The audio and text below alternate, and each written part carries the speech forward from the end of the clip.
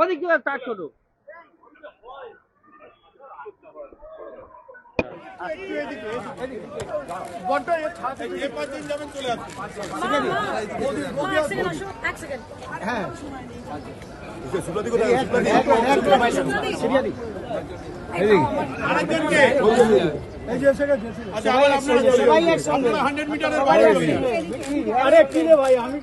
আমি আজকে বাবাকে প্রচন্ড মিস করছি।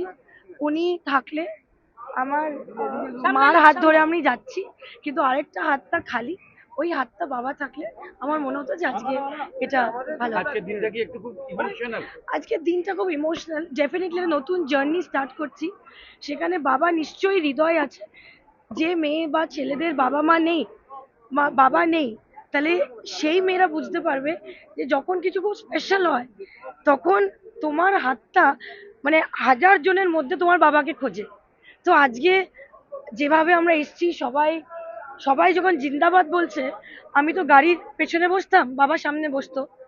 তো আমি না মানে কন্টিনিউসলি এটাই প্রে করছিলাম যে যদি উনি সামনের সিটটায় বসতেন তাহলে জিনিসটা অন্যরকম হতো। যদি উনি সামনে সিটে বসতেন, আমি ওনার চিফ ইলেকশন এজেন্ট সারা জীবন হতাম। যদি সামনে সিটে বসতেন তাহলে কি কাকাকে উল্টো দিকে পেতেন?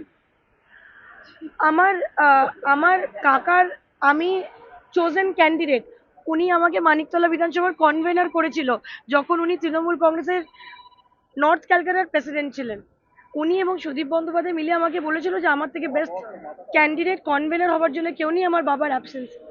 কিন্তু কাকা তখন বলেনি যে যখন এটা হবে তখন উনি উল্টো দিকে থাকবেন।